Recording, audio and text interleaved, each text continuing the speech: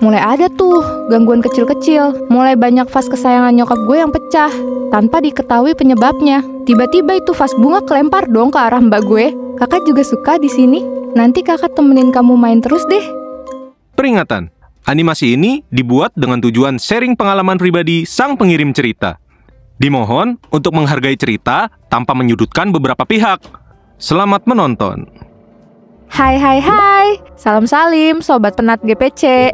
Kenalin, gue Lia. Usia gue hari ini 26. Ucapin happy birthday dulu dong. Thank you. Di umur gue yang sekarang ini, gue pernah melewati masa kecil yang penuh dengan cerita mistis. Nah, ini yang gue mau ceritain sekarang. Semoga lu dengerin ini pas lagi gak sendiri ya.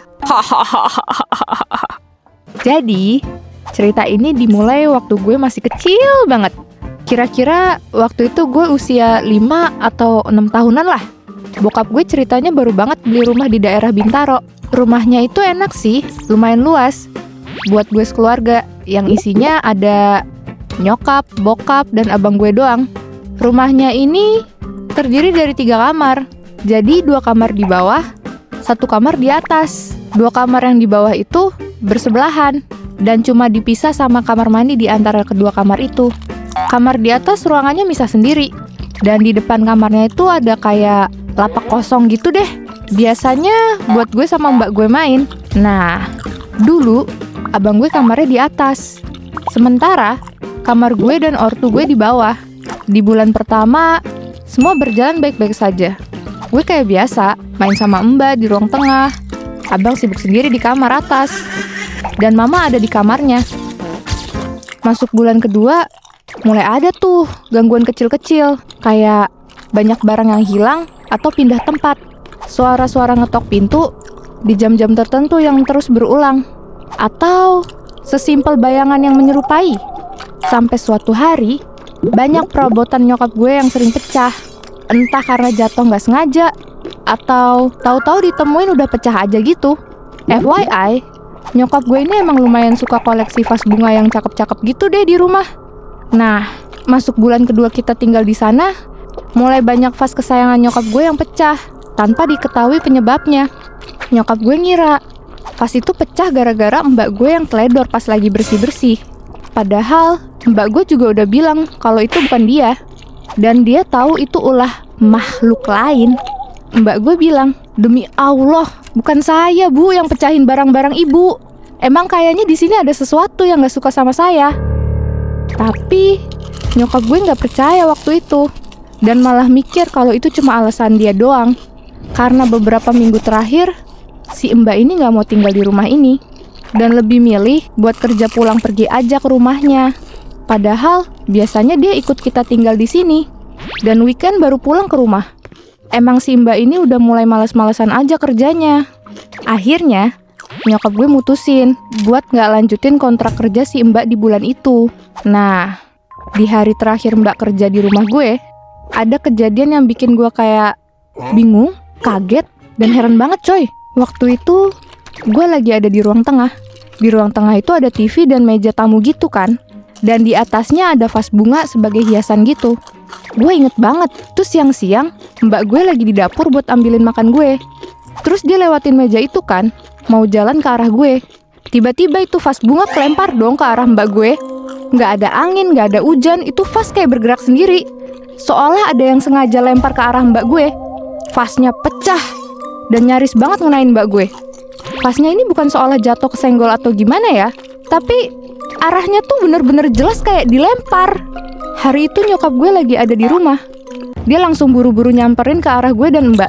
Dia mulai ngomel di situ, mau nyalain mbak gue karena nggak hati-hati. Terus gue bilang, "Nggak mah, itu vasnya terbang sendiri tadi." Tapi mungkin karena gue masih bocil, jadi nggak begitu didengerin. Setelah hari itu, mbak yang jagain gue selalu ganti-ganti. Paling lama cuma bertahan 2 bulan. Itu pun nggak ada yang mau nginep di rumah gue. Lambat laun, nyokap gue sendiri yang mulai ngalamin hal yang sama kayak si mbak. Dia lihat sendiri barang jatuh atau pecah tanpa ada yang menyentuh. Terus, abang gue juga mulai diganggu. Ternyata selama ini, beberapa kali ketika dia tidur di kasur, Bangun-bangun dia udah pindah tempat.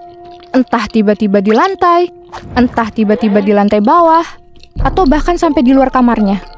Pernah juga suatu hari, dia bilang, dia lihat penampakan Mbak Kunti yang lewat nembus dinding kamarnya. Yang paling gak beres, waktu itu sore hari. Gue lagi main di atas sendiri. Terus tiba-tiba mbak-mbak nyamperin gue dan ajak main gue. Kebetulan hari itu emang katanya ada mbak baru yang mau datang. Jadi gue kira mbaknya itu mbak baru yang akan kerja sama kita. Mbaknya nih cantik, rambutnya panjang terurai, wajahnya adem. Terus halus banget pas ngomong sama gue. Lia, suka ya main di sini? Dia tanya gue. Gue cuma ngangguk. Mbak, mau temenin aku main? Kata gue dengan polosnya. Dia jawab, kakak juga suka di sini. Nanti kakak temenin kamu main terus deh. Tapi jangan bilang-bilang mama ya. Gue bingung dong.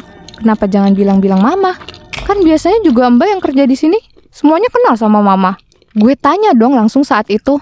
Karena gue nggak mikir aneh-aneh. Emang kenapa mbak? Soalnya nanti kamu direbut dari kakak. Kakak kan sayang Lia.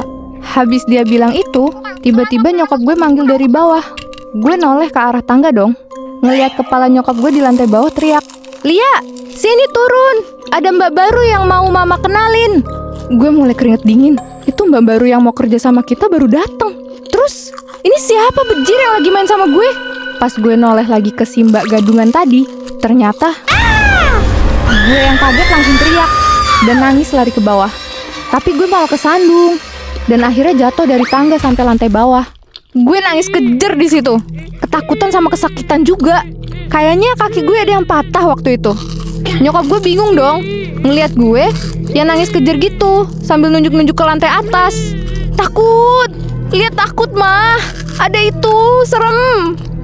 Gue nggak berhenti teriak waktu itu, sampai nyokap gue bawa gue ke dalam kamarnya. Baru habis itu gue ceritain apa yang baru aja gue alamin. Terus gue dibawa ke RS buat ngobatin kaki gue yang sakit. Besok-besoknya gue gak mau lagi ditinggal nyokap gue di rumah, cuma berdua sama mbak. Abang gue yang kamarnya di atas juga sekarang pindah ke kamar bawah. FYI, bokap gue waktu itu lagi dinas di Bali selama setahun dan cuma pulang paling sebulan sekali. Mulai hari itu, tiap gue dengar sesuatu yang janggal dan nanya ke nyokap itu suara apa, nyokap gue cuma bilang, cowok itu mah lagi party. Mbak yang kerja sama gue juga kayaknya sering dapat gangguan yang serupa. Entah tiba-tiba kayak ada yang nyubit dia, atau barang jatuh di depan mata. Yang lebih parah, berantakin tempat yang udah dia beresin langsung di depan mbaknya. Nggak lama, ternyata nyokap gue baru ketahuan hamil lagi 2 bulan. Terus, beliau ngidamnya pengen dibeliin rumah baru, bejir. Untung bokap gue sangatlah siap nge-provide itu. Akhirnya bokap gue belilah rumah baru. Anjay, beli rumah kayak beli kacang aja bokap gue nih. Ya, singkat cerita, akhirnya kita pindah ke rumah baru itu. Dan alhamdulillah, di rumah baru ini gak ada gangguan yang terlalu heboh dan bikin ngeri. Cukup terakhir yang itu aja deh buat gue. Setelah kita pindah ke rumah baru, rumah lama itu dikontrakin sama nyokap gue. Dan denger-dengar, orang-orang yang ngontrak itu juga sering digangguin. Yang ngontrak juga sampai gonta-ganti. Saking seringnya digangguin sama penghuni rumah itu.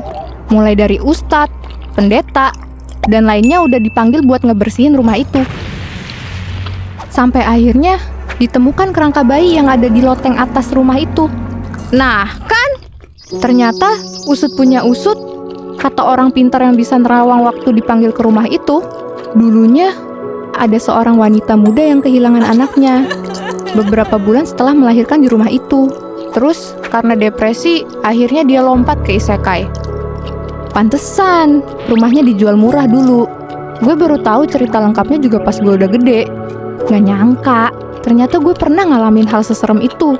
Mungkin buat temen-temen yang nanti mau pindah ke rumah baru, ada baiknya dilakuin pembersihan dulu, diadain syukuran atau pengajian, supaya penghuni lamanya tuh nggak ganggu kita.